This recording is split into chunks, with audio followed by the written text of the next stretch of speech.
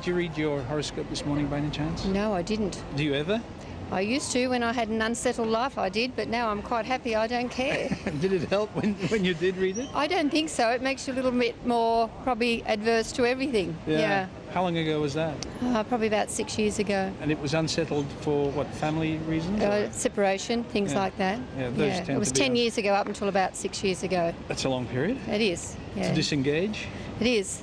Some people aren't so easy to disengage from. And how long were you together before you 21 years. Well, that's probably why. I was a product of the 60s and having a baby, so it was sort of a marriage for the sake of a child, and probably would never have worked otherwise. Yeah. But 21 years is a long time for it to have worked. Yes, I'm a very strong person. Yeah. And do you think you're even stronger now? I am. I think I am, yeah. It was very hard to come away from that. That was the hardest thing, but once you're away, you get strength from that. So. And you only had the one child? No, I had 3 daughters. So you had 2 more after that? Yes, I did. And what's your relationship like with them? They're fantastic, especially my eldest 2. My youngest daughter's still with her dad, so that can be a little bit volatile. So it's not How old great. is she? She's 20, Yes. but she's Down syndrome, so she's actually tied to her dad. She has been with him since she was 9. But my eldest 2 I'm very close to. We're more like sisters. Yeah. But they're not really. One's in Canada, so she's not close by, but we contact each other and things like that. Yeah. And what about somebody else in your life? Is there anyone else? Oh, just my male friend. Just your male friend? Of 6 years. That's when I got my stability, when I met him. Yeah. And was that something that you were conscious of and to be attracted to? You know, were you consciously attracted to that? No, I didn't even like him when I first met him. We actually had a strange relationship. I was working in the bank and he was one of my customers who I didn't meet over a 4-year period. We just spoke on the phone and had very nasty conversations because he was going through divorce settlement as well. And then we called a truce when we sold his house from under him, and we went out for a first date, and we're still going out. It's really unusual. It was. Way to meet someone. But at that stage, when you called it a truce, you'd gone through telephone. Yes. And you said, well, what sort of things? It was. You were both bitter and twisted, were you? Well, we're both going through the reasons. same things. No, we're both going through the same thing with different people at the same time. So we're both having a lot of problems. But did you ever discuss any of that on the phone? No, it was a business relationship. Yes, that's what I mean. But I probably understood it because I knew I had his life in my hands through his files. So I had a little bit more affinity for him than probably what my managers did. I see. Yeah. So did that contribute to the way you dealt with him, do you think, on the phone? I think so, because it's ironic because when we went on our first date, I'd actually resigned from the bank and I was in my last fortnight because I was sick of giving people a hard time. Yes. So I decided it's time to turn around, and I had been studying welfare. So I decided it was time to get into welfare. So now we look after each other. Tell us about that first date. How did it go? Well, I thought I'd get taken for pizza, but he took me to the Wentworth in Sydney. Yeah. He got a parking ticket. I wouldn't let him pick me up. I didn't want him to know where I lived, so I got a bus and things like that. So. And what was your first impression when you actually physically met him for the first time? I was a bit reserved. I mean, at work, my male colleagues had been saying, "Oh, I'll wear a short skirt and this," and I wore a long skirt that was green, which I didn't like. So I was basically negative from the start. Yeah. And I turned up late because my bus was late. When he went to escort me to the elevator, I basically pulled my arm away and pushed his hand away, and so it went from there. Positive, encouraging It stuff. was, but after a few drinks, you lighten up and things like that. Yeah. Do you ever talk about? I suppose you did. We do. We laugh about it all the time, about the beginning of the relationship. Yeah. Because I wasn't really into any relationship at the time. I didn't want to be with anyone because I was still going through the separation progress. But did you ever identify what it was that changed things around, turned things around, and what actually changed your feelings and your tone, your mood? Well, I think we both had very volatile partners, yet we were quite passive people, and I think we ended up being 2 passive people together. Yeah. You know, and that sort of balanced us a little better. Yeah. Yeah. We found we had a lot more in common and we could support each other. Because even when we started going out, there was family issues that kept coming up, but we understood it from an internal factor because we'd been there ourselves. Yeah. But anyway, like all relationships. And did you then allow him to buy you presents and gifts, or didn't he? Well, he's never been one. In 6 years, he's never really bought presents because he's never been one to do that, which people get a bit uptight about, but we do things like having nice holidays, going out to dinner often, and he said, I don't really want people to tell me when I have to give you gifts. Yes. So we don't really give gifts, but we do good things. We're just back from 6 weeks overseas. We're just booking to go on the cruise to the Melbourne Cup, and so we do things all year round, so it's all right like that. But he's now retired, so we've unlimited resources and I'm working. So it's a balance, I suppose, isn't it?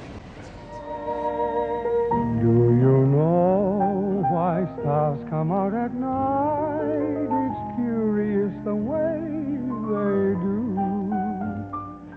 The answer is simply this: they love to look at you. Excuse. What's the most important thing in your life? Is it work or is it what you do after work? Health. Health. Do you have good health? No, not as good as what it used to be. Too busy with work. That's stress? Yeah, definitely. And what sort of symptoms does that give you? Oh, well, not getting, not as fit as what I used to be, gaining weight. Get a little bit more, I suppose, aggravated, anxiety, and more stressful. Now that but you're aware of it, so is it something that you can do something about? Try to. Boss is telling me to try and take more holidays. Yeah. And, you know, The boss is telling you? Yes, the boss is telling me to take more holidays. So you should listen. yes. Try to relax and go away on the weekends, but it's just difficult when you work very hard. What sort of work are you in? I'm a sales manager for electronics. So, but I get to travel around Australia and New Zealand. So yes, I spend quite a bit of time on the road and flying. And is Melbourne your base? Yes. Are you married? Do you have a family? No, I got a girlfriend, but yes, I don't get to see much of her either. Right. That puts more pressure on? Yes, it certainly does, and it doesn't help when you're away, for a week on end, sort of thing. And how long have you been in this job? It's coming up to 2 years. 2 years, sort of early next year. Right. Now, you're obviously quite good at it. Well, I'd hope so. I'd hope so. And you're enjoying it. Oh yes, I do. So it's finding a balance. Well, it is. I mean, you still got to have money coming in, and the job's great. Just wish I could find more time for exercise and relaxation. And what about hobbies and sports and things? Is that something you've had to let go? Yeah. Well, I was playing tennis and had to let that go, and. But I'm trying to get back into it, again, and just trying to spend time. It comes down to it. You've got to, make a real effort and say, look, this weekend, no work, and just go for a drive down the coast or something like that, or into the mountains or something, and just relax. And, it's hard to do. Yeah, it is very hard to do. So tell us, what is your girlfriend's name? Shay. Shay.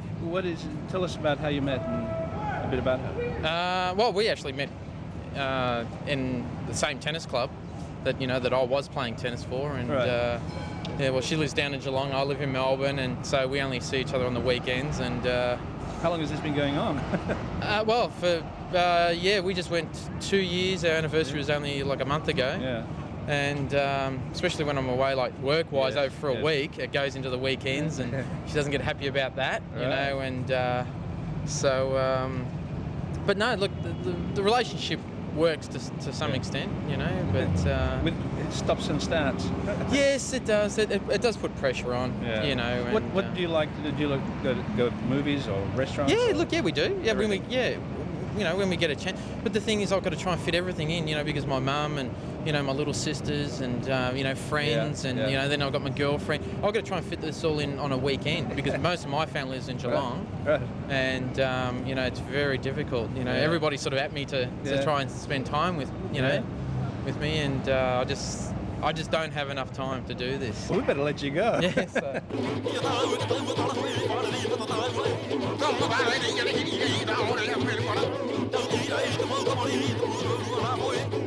What's the scene? I might be asking you, what are you carrying around? Are you handing out books? Yeah. Your own book? Written by a friend of mine, yeah. And what are you doing with them? Well, I'm trying to make people aware of the development of the microchip for human implantation as a means of identification. And is this somebody proposing it? Oh no, it's already happening. Oh, this is against it? Against it, yes. Oh, right. And your friend wrote the book? Yes. And what are you doing? Distributing the books? Yeah. Selling them? Well, you know, if people want to give change for a donation for the printing, they can. They don't have to. So what's the premise, briefly, that somebody somewhere, what, government?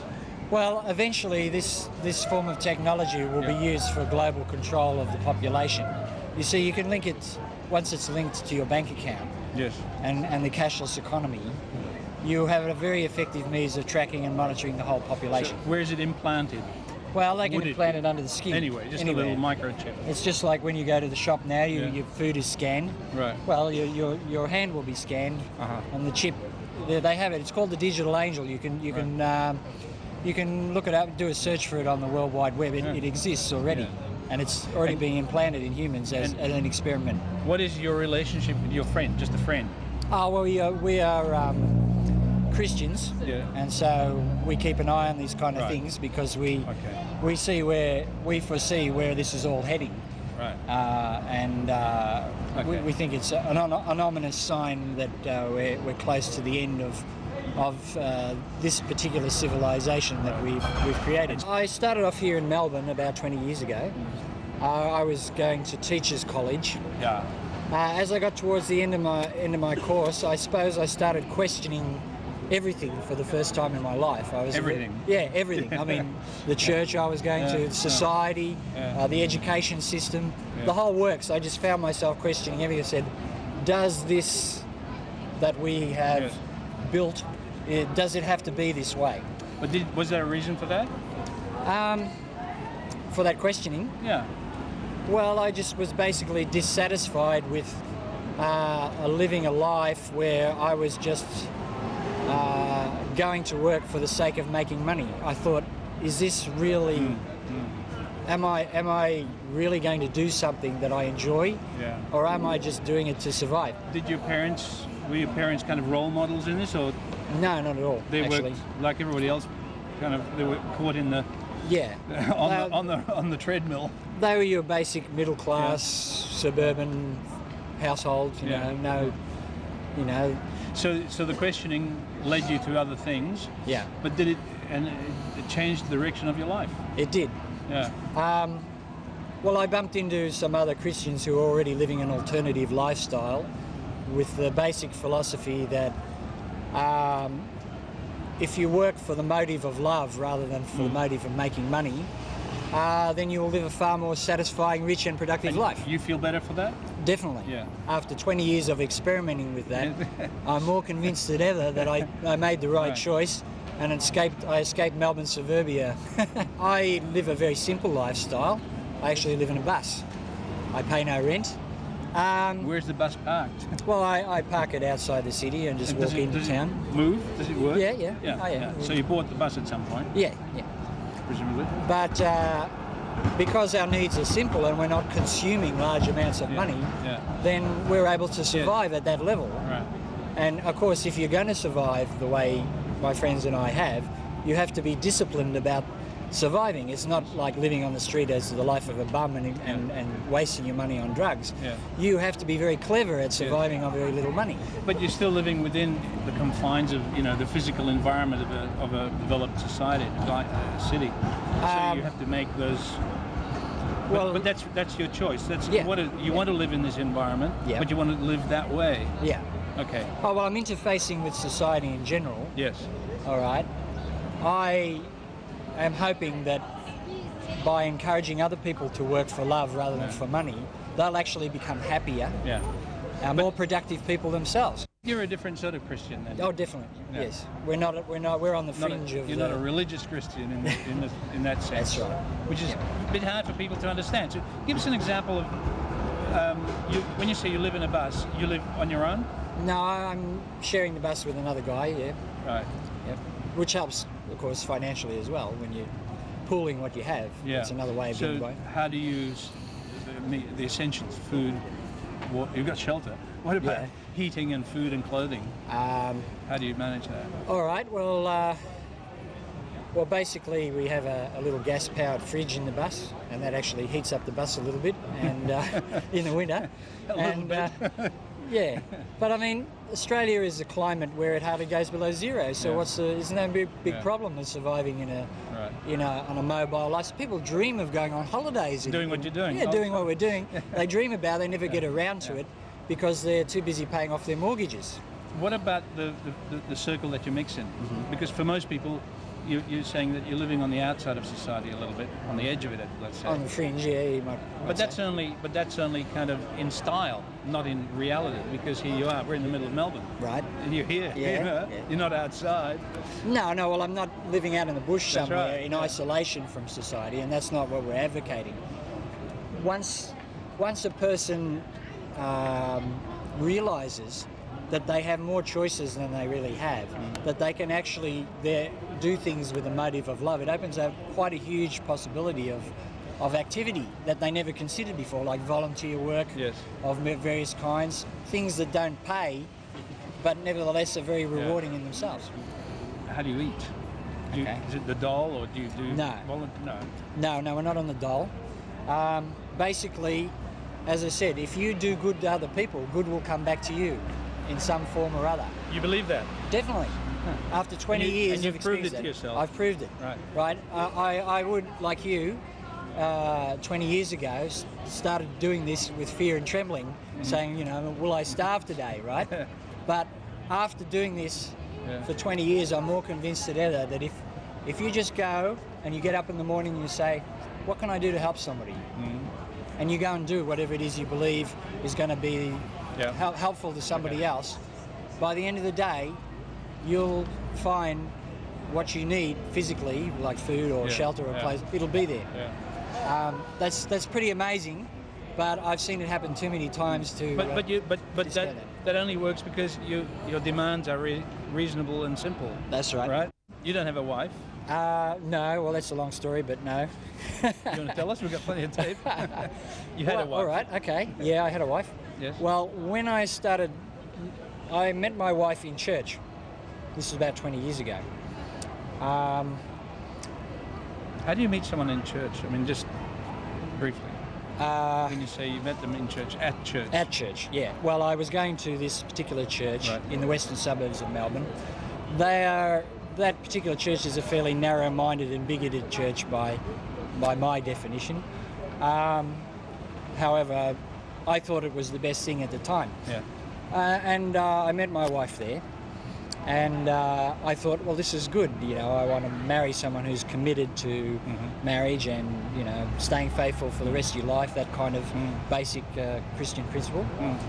About a year later is when I went through this personal crisis of starting to question everything, including the church.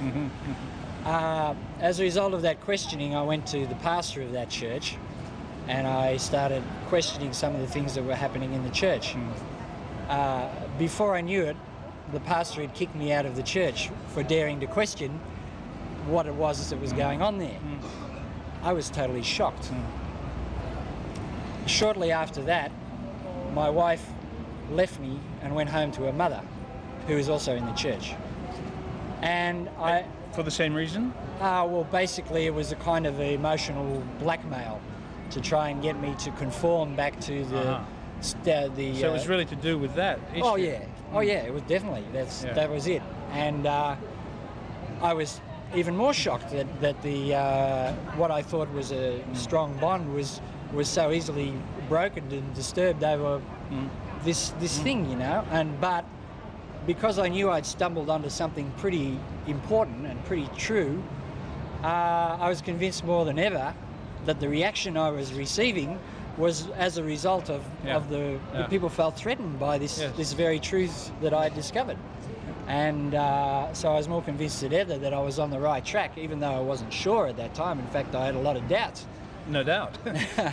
But I felt it was worth risking even the marriage over that, because I was trying to find something better. And if I was discovering something better, I had hope for the best that maybe my wife would come around in the end and see it too. So you're still married? Yes. Officially married? We're still officially married. We've been officially separated for 20 years, which is very unusual in this day and age, but that's one of those strange things about my life, yes. You're in a hurry. No, what are you on a funny show? One of those funny shows. We're not a funny show. We're a very serious show. Morning. I love your show. Thank you. See? Yeah. Life is back in balance. We're from SBS. Are you a local, a visitor, or Visitor, you visiting professionally or on holidays? professionally, Can I ask what you do? musician. You're a musician. Are you working as a musician on your visit? Yeah. You're probably very famous, and I should know you. No, What do you do? I'm a drummer. You're a drummer. Uh-huh. And you have a gig tonight? Actually, we had a gig, was it last night, night before last before last. Sometime in the recent past. Yeah. And you got another one? Yeah, we're headed to, I'm going to Adelaide right now. How big is the band? It's pretty big, about 30 pieces. That's a big band. Oh, yeah. You can tell us what it's called. It's for Barry White. Oh, Barry White Yeah. Band. So you're the drummer. Yeah. The drummer. Yeah. It's a big show. Yeah. It's a great Tell us show. about working with Barry White. And It's great. I wouldn't want to work for nobody else. yeah? Yeah. You worked with him for a while? I've been with him for a year, almost 2 years now. Yeah. Yeah. And how did you actually get the gig? How do you join a band like that? Audition, and I just happened to be lucky enough to get it. Oh, good enough. You're very modest. When did you start drumming? I started when I was about 8. Really? Yeah. Drumming on drums or Yeah. just on the furniture? Well, pots and pans, 8, and then Yeah. after I got older, got Yeah. better. And you? My parents bought me a drum kit. Oh well, so they were pretty supportive. Well, they got tired of me tearing up the dishes. Do you have any other? Is your family musical? No, just me. Just you? Yeah, just me. And just the drums? That's it. When you travel like this, how long are you away from your base? It depends on how long the tour is. This particular tour, I'll be away from home probably about 3 weeks, 3.5 weeks. Right. Sometimes just 8 weeks. Yeah. It's a lot of Sometimes it might be a traveling in what you do anyway. So Oh, yeah. You probably get used to it. Yeah. Yeah. You get to see different parts of the world. Yes. I wouldn't want no other job. Yeah. Do you have a wife or a family or a girlfriend? I'd plead the fifth on that one.